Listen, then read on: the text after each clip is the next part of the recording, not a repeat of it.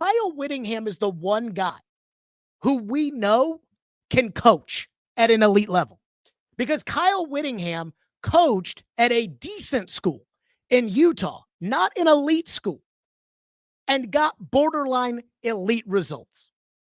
What Kyle Whittingham did to Utah is he took little old Utah, which is what they were when they went undefeated with Urban Meyer, and he went on to Florida, and in 21 years took them through multiple conferences and dominated.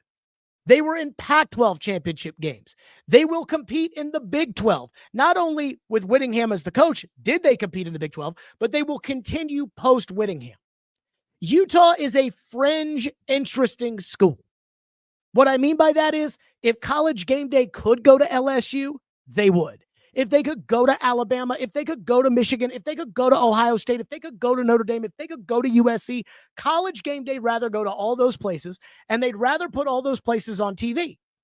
But Utah, under Kyle Whittingham, played a lot of big games and had a lot of big moments on TV because Kyle Whittingham coached them up to be good enough that they were relevant and they mattered, that we had to see them play again on TV.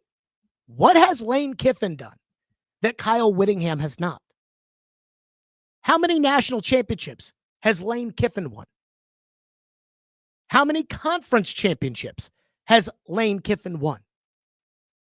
By the way, this isn't Lane Kiffin's first rodeo at Ole Miss. He coached at USC and got fired. So the top candidate on the market, you can argue, has a lesser resume than that of Kyle Whittingham. It's not as sexy as stealing Lane Kiffin away from Ole Miss. But over 21 years as the head coach at Utah, through multiple conferences, Utah was always outclassing its weight, out-punching, out-delivering, because Kyle Whittingham was their coach. You can't say that about Lane Kiffin and everywhere he's been.